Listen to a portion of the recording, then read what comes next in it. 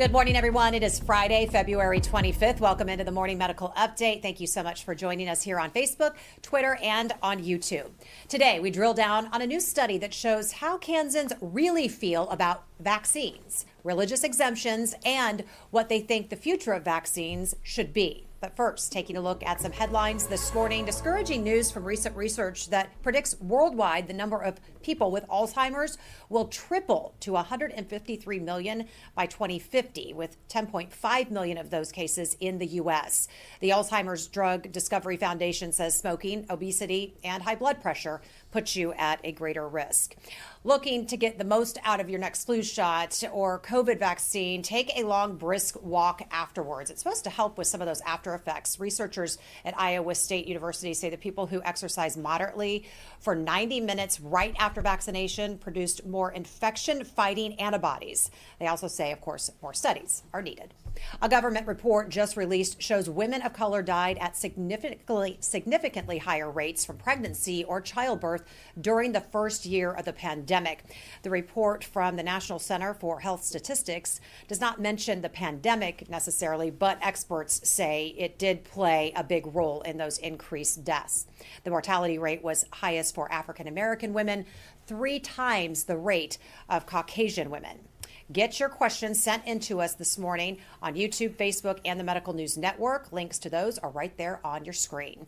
Let's get now to Dr. Dana Hawkinson, Medical Director of Infection Prevention and Control, joining us with our COVID count. Happy Friday. Hi, how are you? Friday. I'm good. Good. Still holding lower cases than we were, say, 2 weeks ago. We do have 49 active cases right now, with 10 in the ICU and 3 on the ventilator. We do have 75 in that recovery period, so a total of 124. But unfortunately, Jessica and Steve, we continue to have deaths. We had 2 deaths over the last 24 hours. That brings our total for February to 43 total deaths. So. And just to say, we got down into the 1-teens. Mm-hmm. Now we're back up around 124. We got down into the low 40s, up to 49. It just feels like we've hit a new plateau right now. We know the CDC is set to relax masking guidance across the United States, which I think in many ways is good. People want to get back to a sense of normalcy. Mm-hmm. And they also said, and this is an important change in policy, guys, they're going to change the recommendations around masking, and they're going to base it on hospitalizations as opposed to the number of tests that are positive, which I think makes a lot of sense. We've said that for a while. The real crux of this right now is you shift from a pandemic to an endemic. How do we live with COVID, and how do we adjust to the ups and downs of it is going to be based on whether or not you have what your capacity is in hospitals. And so I think we know that when deaths start occurring and when the hospitalizations build up, deaths start occurring, not just with COVID, but with all the other diseases as well, because as we've heard before, you can't get access to the highest levels of care. So Hawkeye, I think this is a reasonable change by the CDC. Mm-hmm. It does lag behind the most current thoughts a little bit, meaning that hospitalizations lag 2 to 6 weeks behind where the pandemic is or where the endemic will be, as it becomes more of something we have to adjust to on a daily or weekly basis, Hawk. Yeah, I think that's right, and we are seeing all across the nation those trends were lagging, as we said, cases, then hospitalizations, and deaths. But I think you're right on those points exactly.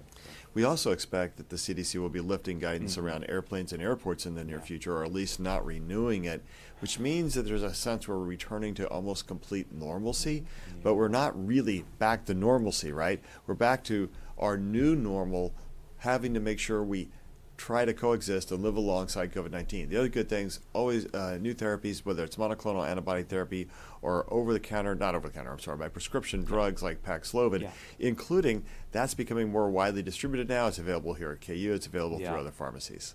Yeah, exactly. I think we have been waiting for this type of time period.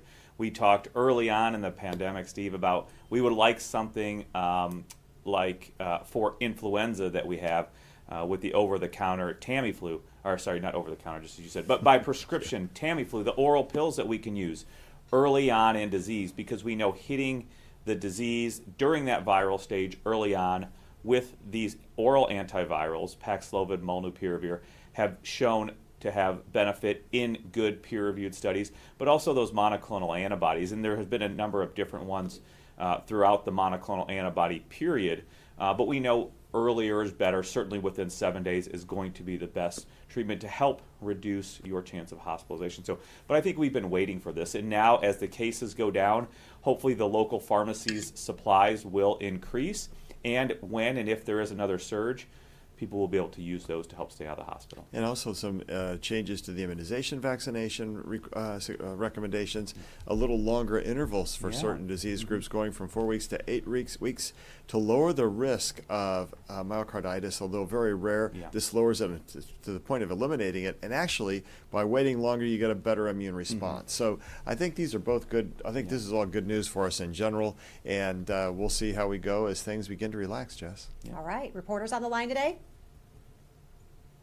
Sherman Smith from the Kansas Reflector. Hi, good morning.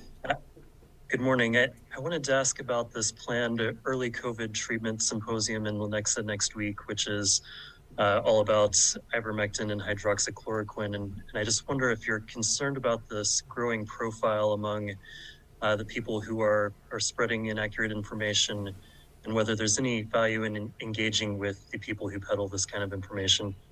Yeah, fair question. So here's the reason. Here's my sense. For the longest time on this program, we've said we're not going to be flapjackers, right? We're not gonna flap our arms and jack with the truth and trying to speak wildly about it. Instead, what we're going to do is try and stick as best we can to this science, and we'll let you know when we're talking hard science. We let you know when we think we're giving you our more of our professional opinion. Here's what we know. The evidence that was published, not this last week, but the week before, in the New England Journal of Medicine, looked at Paxlovid, which is a combination of two different drugs. And it demonstrated an 85 to 90% reduction in hospitalizations and death. That's really good, right? That's like really, really, really good.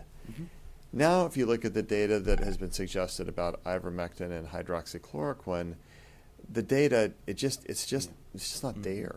What you have is a lot of personal testimony that says, gosh, I was feeling poorly, I took ivermectin, and then I started feeling better. The problem with viral illnesses is that's always true, right? You're feeling poorly, and then you start feeling better. Well, was it the ivermectin, or was it not? And so when people have tried ivermectin and hydroxychloroquine in randomized blinded trials where you didn't know what you were taking, what they found is there really was no difference between those who took it and those who didn't take it. And so we're going to stick to the science. We're an academic medical center. That's what we do. We're going to describe the science to you. In this country, you have personal choice, and you can go choose to try and find medications like that. The problem is that if we're going to stick to the science, we have to stick to the data, the things that we know are available. The second thing, and this is the other concern we have, is that there is a healthcare system that is built on principles and checks and balances. I studied for years and years and years to get degrees. I have to take boards. I had to take my pulmonary boards again last year because I had to recertify. Hawkeye just took his ID boards because he had to recertify. And as we do that, you have to continue to study and continue to learn. And when we do that, you recognize that the system of checks and balances between hospitals and pharmacies and nurses exists to protect the patients. Because patients haven't studied, individuals haven't studied the science for years and years and years, right? They don't have to go take board exams to try and figure out if they're doing the right thing. Unfortunately, people read the internet and Google becomes truth when the reality is, I love Google as a search engine, but let's be honest, Google is goo. Right? It's got as much truth in it as goo has. And if you stand back, you ask yourselves, we got this system of checks and balances, or am I going to go read the goo and figure out what I want to do? Goo do. And I think goo do is a bad plan, because you read it on Google, goo, and then you want to go do it. And I think what the struggle we have is that when folks introduce bills to say, if a patient asks you, you have to give it to them, or if the pharmacist has presented a script that have to give it to them, then at the end of the day, that's goo-doo. Because these folks have not spent the time to try and study the science and really delve into it and have to take boards and do all the stuff that people say.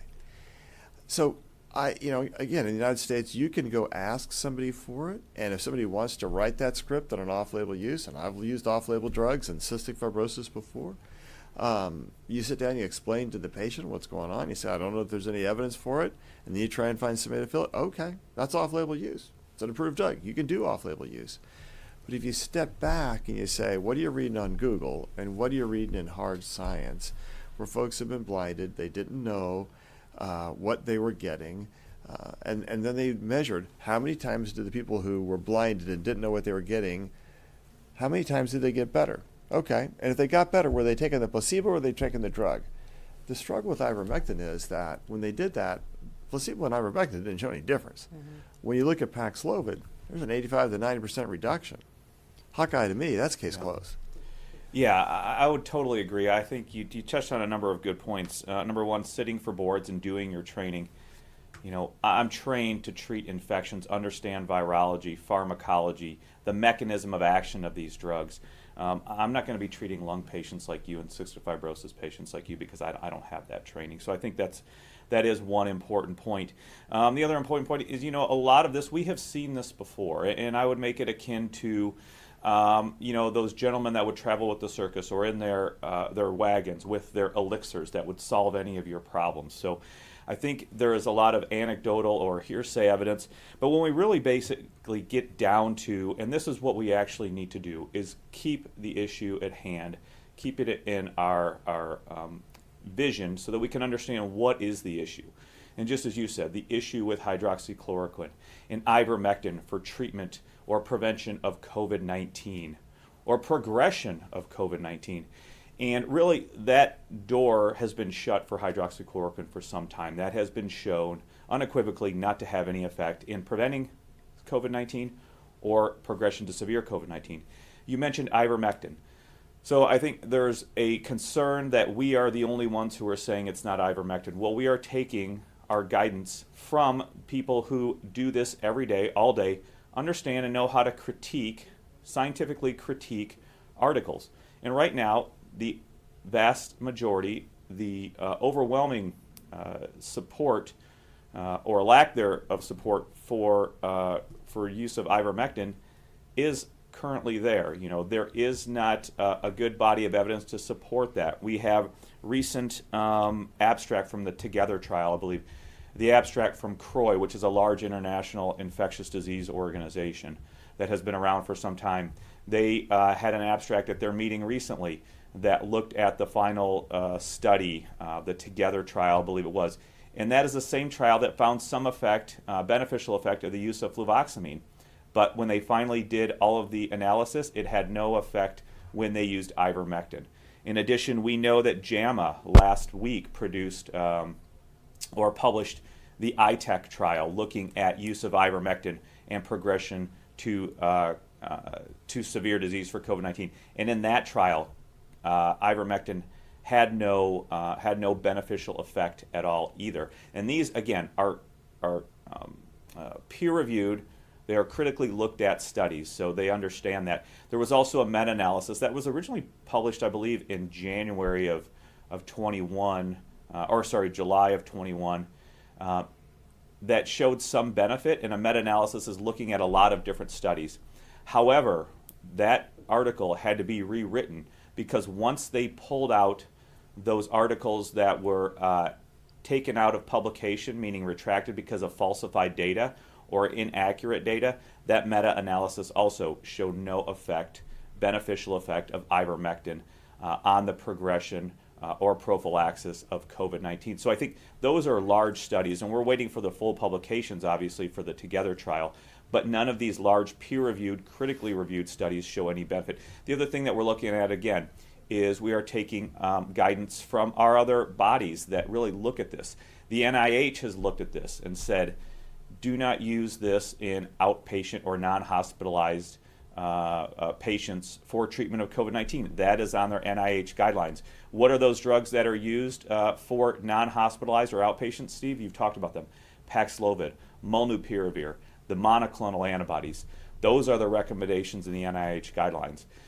The World Health Organization, I looked yesterday, continues to say do not use ivermectin unless it is in the unless it is in a clinical trial, and we would be all for that. We want clinical trials.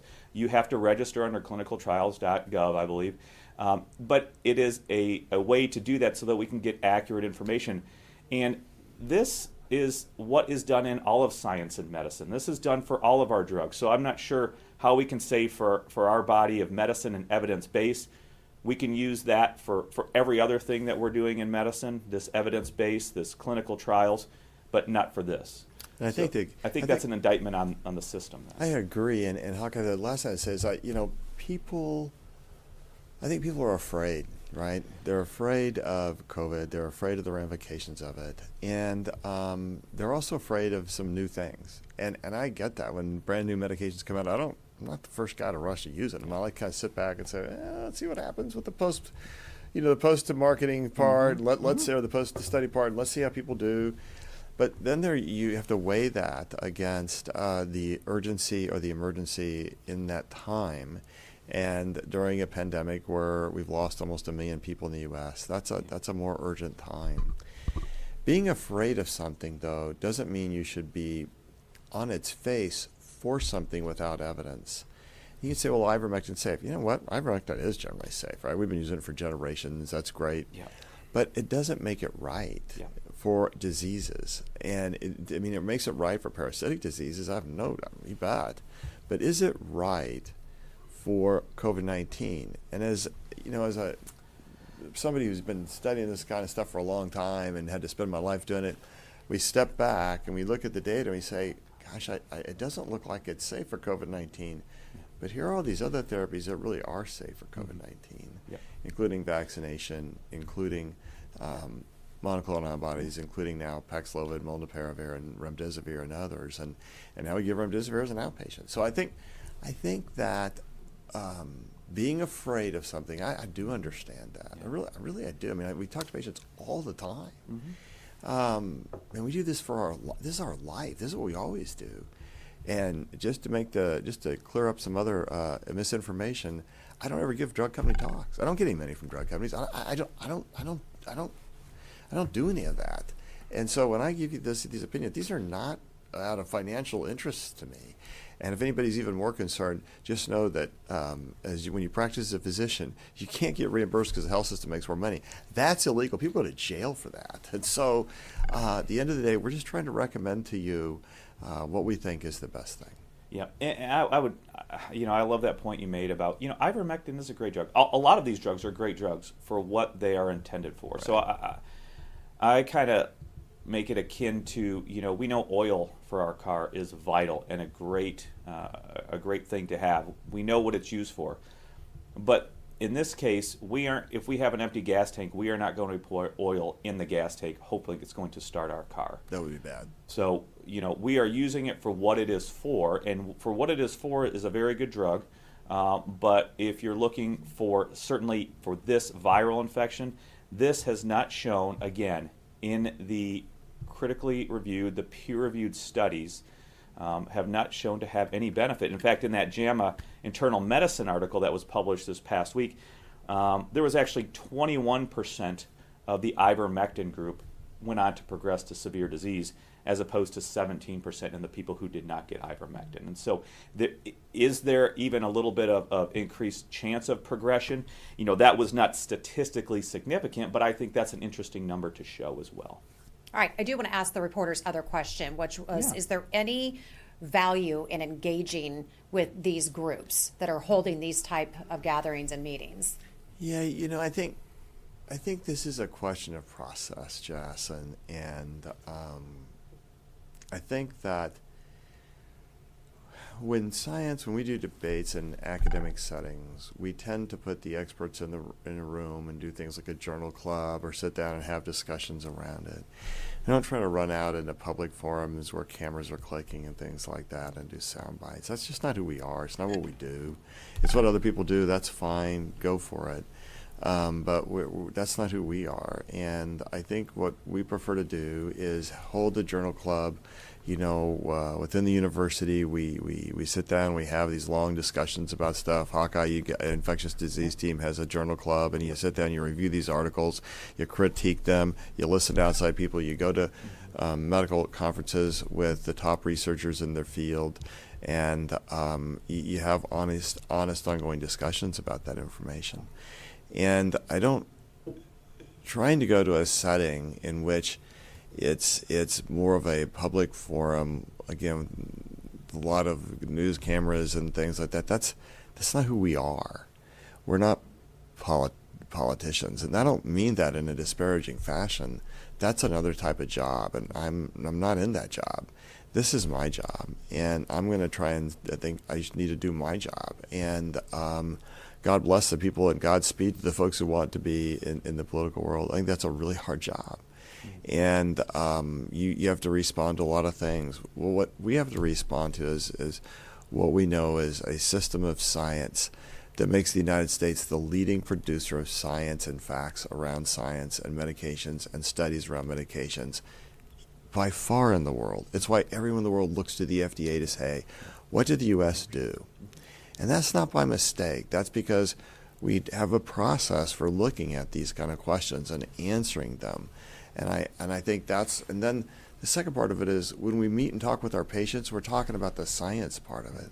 So if you want to get together and talk about it, Godspeed, go for it. It's just not who we are. All right, we're going to talk more about this next week, but I do want to get to today's topic and our guests because they're really good. This is very interesting and some interesting findings. I want to hear what you have to say about this, but let's get to them. The COVID vaccine has been a polarizing topic, as we know, but does it really speak for public opinion towards all vaccines? That is a question Nurture KC needed answered, as their work is dedicated to getting people, especially moms-to-be and infants, protected. Using an immunization grant, Nurture KC commissioned a statewide poll conducted by Public Opinion Strategies to determine where Kansans really stand on vaccinations that have protected us for decades. Joining us with results on this recent survey is Tracy Russell. She is the Executive Director of Nurture KC.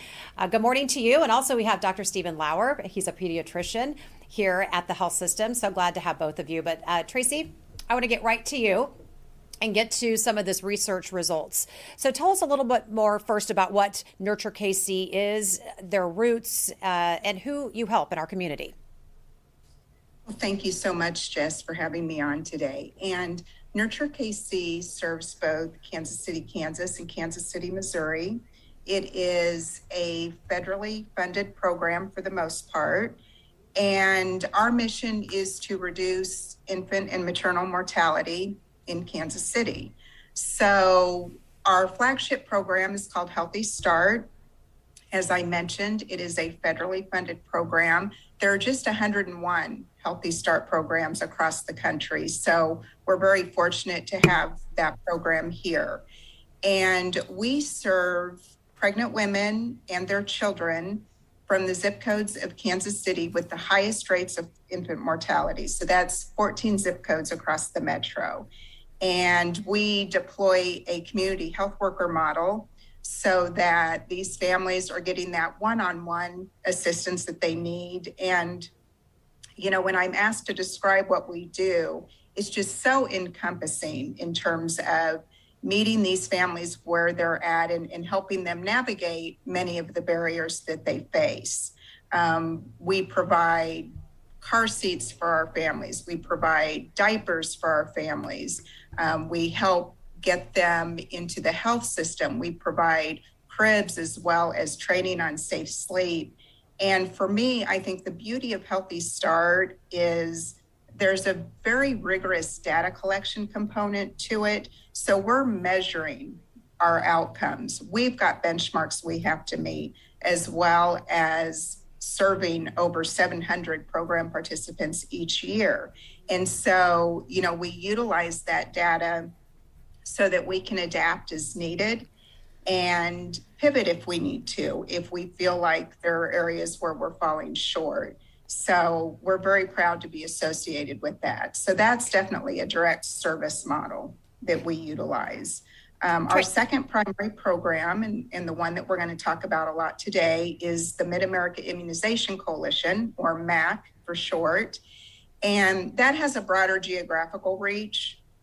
So we serve Jackson, Clay, and Platte counties in Missouri, in Johnson and Wyandotte counties in Kansas, providing education and advocacy around the importance of vaccination. And certainly that plays into our Healthy Start program and wanting to ensure wellness for these babies and their parents. We also provide direct service there as well. We host flu clinics every fall, giving out free flu vaccines. And we did add COVID-19 vaccines starting last spring, and we continued that through the fall. And we had hosted a clinic here at our headquarters in Kansas City for the families in our Healthy Start program, recognizing the importance of pregnant women in terms of getting that COVID vaccine for the health and safety of them and their babies. Tracy? So, yes.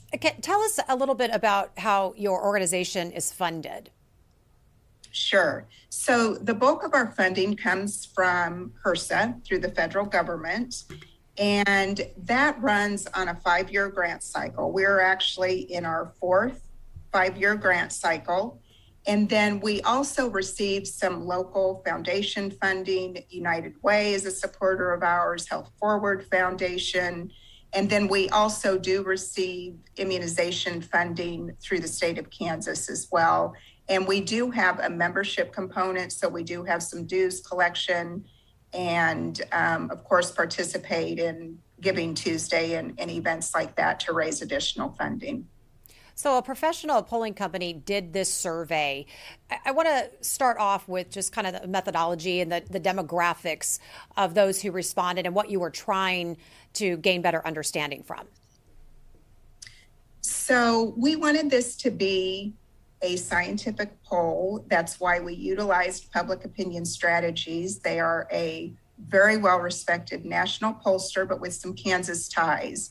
This firm has done polling for some of our current and former U.S. senators in the state. And we wanted it to be reflective of the state at large. And so those demographics were very important. And what we've ended up with is a poll that has a margin of error of plus or minus 4%. As you can see from this breakdown, 52% of respondents were women, 48% were men. And then we also wanted to test on all of the age groups. You know, there's been a lot of conversation around, does support for vaccination correlate to age? You know, and even how it breaks down along party lines as well. And again, wanting to be that reflective of the state. There were 600 respondents to this poll, and it was out in the field January 27th through February 3rd. So this is as current information as we're able to get. It's really real-time information. As you can see from the geography, we tried to hit the quadrants of the state. So Kansas City, Topeka, Wichita, and then the balance of the state. And I think this next stat is particularly interesting because, again, wanting to be reflective of the population at large. So 43% of our respondents identify as Republican, 25% lean independent, and then 28% identify as Democrat. I want to get to some other results as well. 9 in 10 people believe wellness vaccines are completely or mostly safe. Yes. And, you know, it was interesting when we were discussing taking on this project, because there were some who felt like, you know, with the onset of COVID and how polarizing that has become, would we not see that base of support for routine vaccination? And, you know, and we really wanted to develop this to guide our work in what we need to do and how we might message effectively to encourage this. I think we were all incredibly reassured and even pleasantly surprised, if I'm going to be honest about it, that 95% of Kansans believe that these vaccines are both safe and effective. And that really flies in the face of what we're hearing in the state houses from some very vocal groups. So we were quite pleased with that outcome. 65% believe both parents should weigh in on religious exemptions. Yes, so we definitely wanted to test around support for exemptions, as that's kind of a growing area where we're seeing attempts to broaden current exemptions as well as expand into new areas of exemption. And Kansas currently has a religious exemption. And we did ask a general question around what is support for that? Well, 56% believe in theory that there should be that exemption, but we wanted to drill down on that because the religious exemption is relatively easy to obtain in the state. And for instance, it does not require two-parent consent to get that exemption. It does not require annual review or renewal to get that exemption. And it doesn't require any religious leader to sign off on that. Well, what we found was 65% of those polled believe that it should require two parents. And there was also great support in terms of tightening those other allowances as well. And so what we're seeing is, yes, there is support for an exemption, but making sure that it's truly an exemption for sincerely held religious beliefs. And, we're seeing efforts to go in the opposite direction of that in terms of broadening that religious exemption. And so we really wanted to take the temperature of the public on that. 6 in 10 do not believe in adding more vaccines. This is a very important statistic as well. We're seeing efforts to put in a new exemption around perhaps philosophical objection.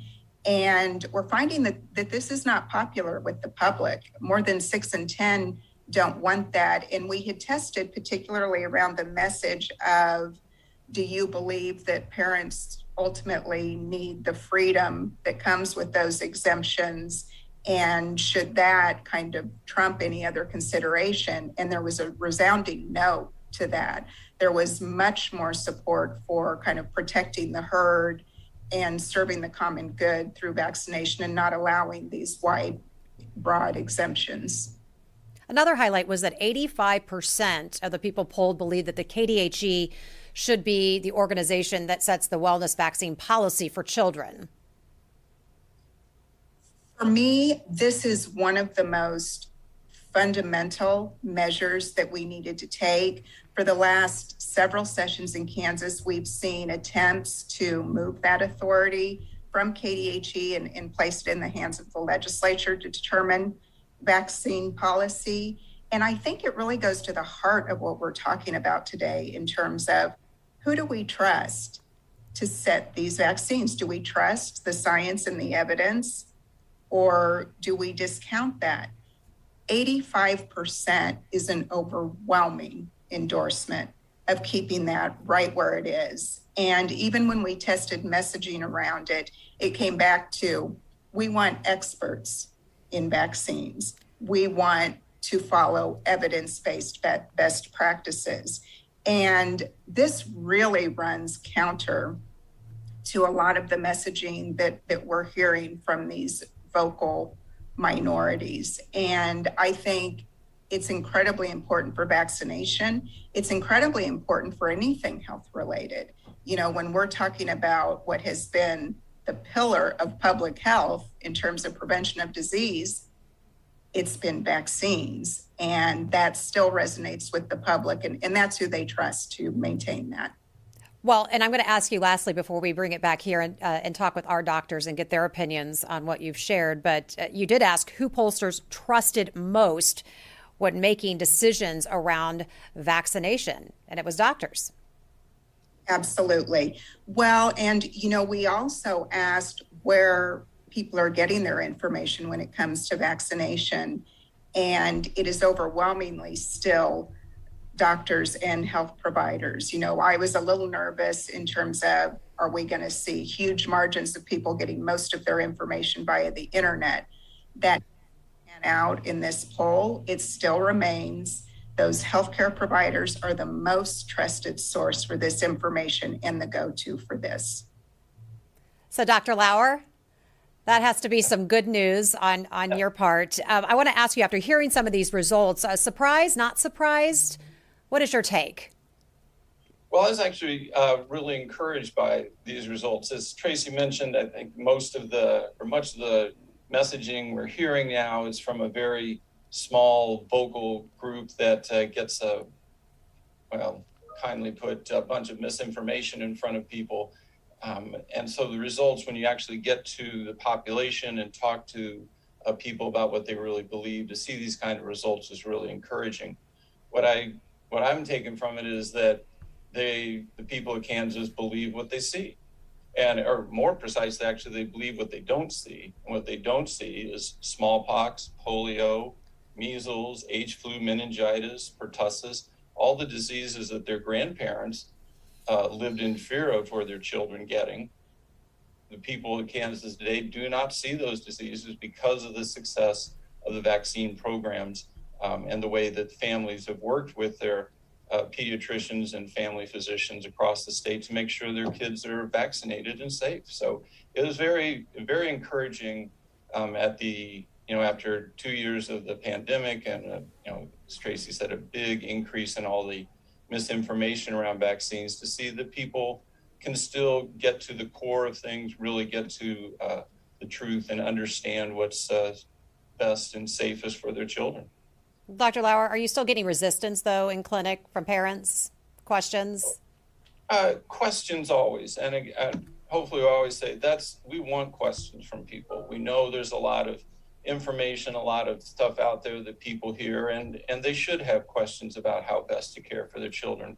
We're always want to be engaged in those kinds of conversations with people. So there's a lot of questions, of course, and we can answer those. And we're glad to have those conversations and reach a mutual decision with parents about what to do. The resistance is actually, again, it's a very, very small group who just are totally opposed to this. And most parents either understand the effectiveness and safeness of the program or have good questions. And after some careful discussions with their child's care provider, they understand what's the safest and best thing to do and proceed with the vaccinations. Well, and you're my kids' care provider, so I always come with my list of questions, and you're always so happy to answer them. I know. Dr. Seitz, some comments from you as well. Yeah, a couple thoughts. So first, I think one of the things that is happening in the U.S. is that people haven't seen the marked challenges that we had in the 60s and 70s when children weren't vaccinated. Yeah. And so now you're 50 years removed from some of that. Mm-hmm. Our parents were all for vaccination, in part because they saw what happens with polio from kids. And they saw what happens when you don't get these childhood diseases treated. And that's a different experience. The second thing I'd say, just to be fair, the poll is really an assessment of Kansas City, Wichita, and Topeka. Only 7% were not in those areas, and about 25% of Kansas is rural. So follow-up question would be, gosh, what should we go explore and see what the opinion is in rural areas, and does it reflect the same thing as what we're seeing in this poll in Kansas and Kansas City, Wichita, and Topeka? I think it's a great poll, and I think it's got really valuable information.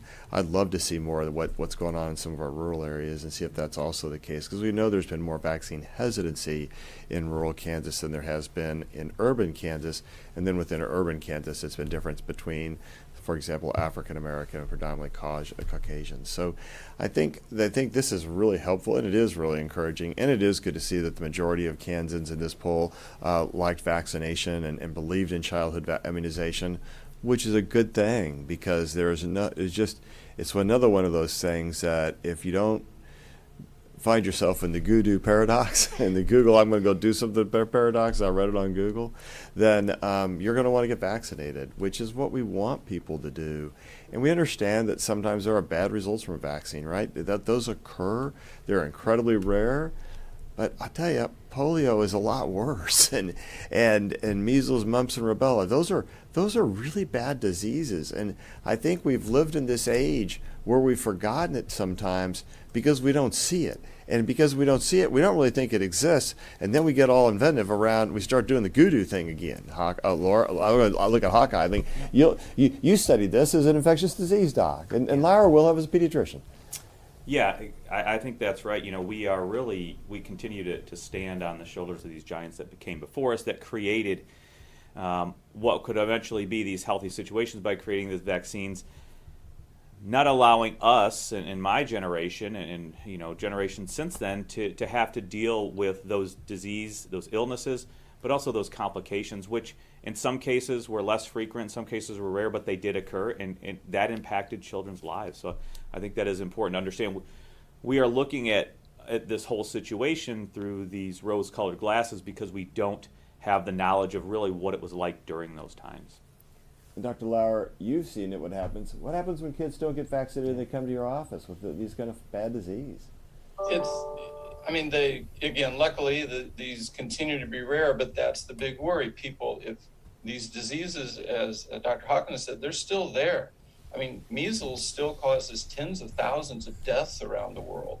And in fact, those rates of deaths have drifted back up lately. So, these diseases are still out there. They're a plane trip away, as we've proven a couple times in the past few years.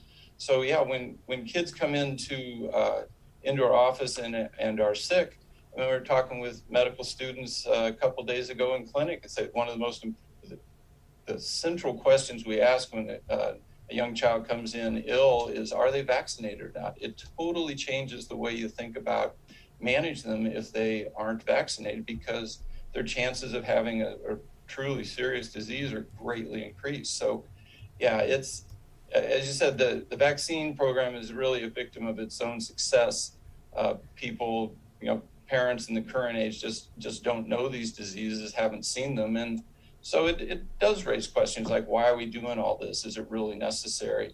The answer is clearly yes, because again, what we've done is protect children from the diseases. We have not gotten rid of the viruses and the bacteria that cause these diseases. They're still there, and they're waiting to get a hold of unvaccinated patients. And just there's a reason life expectancy in the U.S. has gone up so much, and it's partly because of vaccination. Take away those childhood vaccinations, watch your infant and childhood mortality triple, quadruple, do this terrible escalation, and all of a sudden our life expectancy is going to go down. And just remember, in the age of COVID, it's already dropped 2 years. But I'm glad you brought up the polio story, because during this whole pandemic, I heard my mom say, we didn't even ask any questions. My grandmother saw what was happening to children who have polio the minute, the day that my mother was able to get vaccinated. My grandma grabbed her, and they literally were lined up around the building waiting in line to get their vaccine. That was 70 years ago, and it was really bad. No information, Look, just trust. When I started as a fellow here, which granted was over a century ago, it seems like to most people. It's been a long time. I've been here like 32 years. I'm not saying you remember back no, then. I just but when I started 32 years ago, we still had post-polio children coming in with all the respiratory problems. And, they'd be on the ventilator. Back then we were using iron lungs still and all these things that people laugh about now. And they're like, Stites, you're crazy. Well, okay, maybe I'm crazy. But the reality is we did do those things, and we were treating people with polio who had lived a little longer post-polio. But that was back in 1990. I got to tell you, we just don't see post-polio anymore because of vaccination. Yeah, and there was that trust and understanding that you went to your medical teams and your physician, understanding that hopefully and believing they were up to date, knew the best information to help protect you and your family. And I think there has continued to be, we've heard our guest talk about the social media aspect, there's continued to be minority but loud voices to help sow that deceit and that distrust in many aspects of our lives. But, and we've especially seen this certainly exaggerated since COVID now, even against your medical professionals who are on the front line, who are here really only to help you and really want the best for you. And trying to do that in what we have been dealing with and looking at and using as our MO for I don't know how many years, decades now, and that is evidence-based medicine. And that is looking at trials, understanding, critiquing, and really getting down to the nitty-gritty and the accurate information so that we can present that to you in a manner and have those discussions as Dr. Lauer has talked about. We're going to get to some comments and questions from our viewers. We just got a few this morning, but I did want to start with Rebecca's comment. She said she's encouraged to see some of these results. Sometimes the noise surrounding all of this can be very loud, and The they noise forget is that they are in the really minority. loud. So The noise is really loud, and how do you separate the fact from fiction? And I feel like that's been our job the whole time, and we try to stay at the fact as best we know it. We always tell you we're still building the airplane while we fly it, so we're going to be wrong. The parts may not fit. I mean, we just try to make sure that we keep that bond going with our audience that says, look, we're going to tell it to you as best we can. When we don't know what exactly is just right, we're going to tell you that. We're going to give you a little sense of hope and optimism, but we're going to temper it with realism. Okay, question from Isaac, and I'm not sure if Tracy, I don't think this was part of your poll, but maybe Dr. Lauer can weigh in as well. But a question for our guest is, what proportion of Kansans believe that teens should be able to get vaccination without parental consent, as they do allow, I guess, in some states? Dr. Lauer, go for it. Yeah. Have fun with that one, Steve. Yeah, thanks for that one. I don't know a number on that. I think there is growing interest in at many levels about actively engaging adolescents, especially the older adolescents, in those decisions around their own health care. Nothing magical is switched on your 18th birthday. And so I think that just gets at the question of actively engaging adolescents appropriately in decisions about their own health care and making them a part of those decisions, which is something we try to do in our practice, talking to those adolescents individually, but then reaching some consensus along with their parents about their health care. Dr. Hawkinson, quick COVID question, vaccine question. Should I get my mom, who is 90, a fourth dose? And Joe says he's obese. Should he get a fourth dose? Yeah, that's a great question. Again, no specific guidance here in the United States. Dr. Stites and I were just talking this right before we went on the show. There's some early information from Israel and the Israeli data. And again, we know they have been one of the leaders in some of this vaccine information that we've gotten that showed really no beneficial effect from that fourth dose against infection. Now, we are still waiting for the full data set from Israel and other places. But, it still looks like those 3 doses are what is important for protecting against severe disease and hospitalization. Now, they do have the caveat that the data is early. It is a small data set. In addition, there may be groups such as those elderly groups, especially, 90, but if we're talking, over 60, 65, that may benefit from an additional dose. But what they saw in that initial Israeli study was that at fourth dose really did not increase your antibodies much more. You did seem to hit an antibody limit. We obviously know that immunity is not just antibodies but T cells, but right now the early indication would not support that fourth dose. However, as we get more information, it may be beneficial, especially for those older populations. Again, the main goal is to help prevent against hospitalization, severe disease, and death. And there is some basic science research showing that really three exposures to spike, whether that's through vaccination and or infection, is really important in what is needed to have optimal protection, especially against hospitalization, severe disease, and death. So as of right now, there is no recommendation. Would it be safe? Is it safe? I think we all believe for the most part, yes, it would be safe. But right now, no formal recommendation. We will wait for some more information. And moving forward, there may be certain populations that it may be recommended. But as of right now, nothing is concrete and there is no formal guidance. Last question is from Melissa. What is the success rate of monoclonal antibody infusions in keeping the unvaccinated person out of the hospital or from death? Yeah, and I think talking with my colleague, Dr. Barr, who's helped run a lot of our therapeutics groups here at the health system, I think our data is really consistent with the national and the trial data of monoclonal antibodies to help protect against hospitalization. And it is running, I believe, above 95%. So the monoclonal antibodies, when they work, because we know we've had some monoclonal antibodies that haven't worked against certain variants, but it has been an extremely high rate of success in preventing progression to need hospitalization. Right, we are going to wrap up and get to some final thoughts. Tracy, I'm going to start with you. I hope that this poll serves as a reset for us in these conversations around vaccine and brings us back to reality and And I have often said that I wear two hats with this. Yes, this is my professional life. I'm also a mom of 2 high school boys, and I can't imagine a world in which we weren't protecting them from preventable disease. So I would say that we shouldn't be the silent majority anymore, that there's really an obligation to talk about this because we are at a tipping point in this state. And while support for routine vaccination shouldn't be news, it is in 2022. Tracy, thank you so much for being with us today. Have a great weekend. Dr. Lauer, final thoughts. With the possible exception of hand washing, in the fight against disease and death, vaccines are the most important invention ever come up with in the history of medicine. They're incredibly successful. They have reduced and wiped out diseases now to the level that most people don't even know the disease that's been wiped out. So we have to be vigilant, keep looking for side effects, understand exactly what's the best way to deliver them. All those things have to continue to be monitored, but we can't get away from the central fact that these are incredibly successful. They're safe, they're effective, and we need to keep advocating for them for our patients. Dr. Lauer, thanks so much. Always good to have you on. Yeah. Dr. Hawkinson, final thoughts today. Yeah, I would just like to double emphasize that point. Such a great point by Dr. Lauer, and I know we look to him for a lot of our pediatrics questions. And I think it is such an easy and simple message, but it is so true. And I'm thankful for so many things that my parents did for me, growing up and now.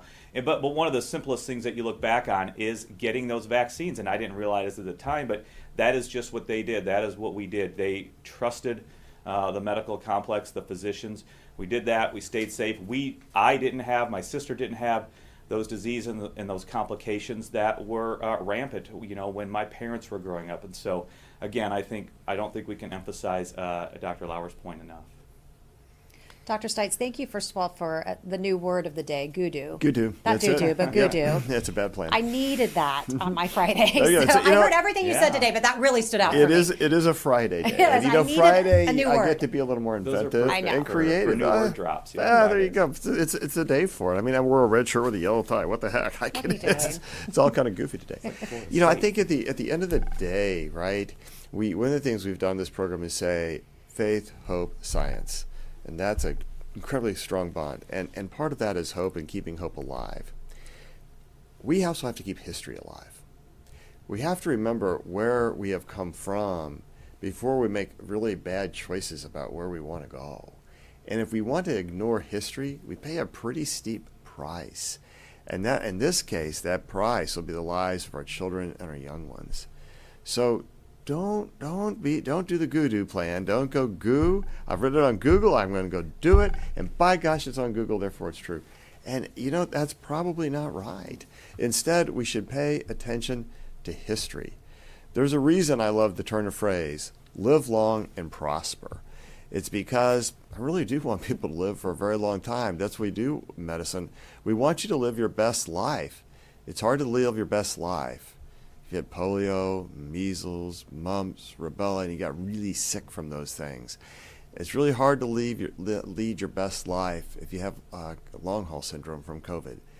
These are not necessary things. They're things that can be treated and avoided. But to do that, you can't just base it on the goo-doo. You got to base it on the science. The goo-doo that you do? The goo-doo that I do. Yeah. Okay. I do goo-doo at home. My wife doesn't like that either. Just say. It's a bad plan. All right, have a good Live weekend. the science, man. All right, thank you everyone for being with us today. Don't forget you can catch our shows anytime on Facebook, Twitter, and on YouTube. Coming up on Monday, you recognize this voice. I am the Flying Dutchman. You know this guy from his famous movie and TV roles. Coming up on Monday, actor Brian Doyle Murray shares his story with us and how his recent role as patient took a more serious turn. We'll talk with him on Monday, everyone. Have a great weekend. Subscribe to our Morning Medical Update and Open Mics with Dr. Stites podcasts. Now everywhere podcasts are available.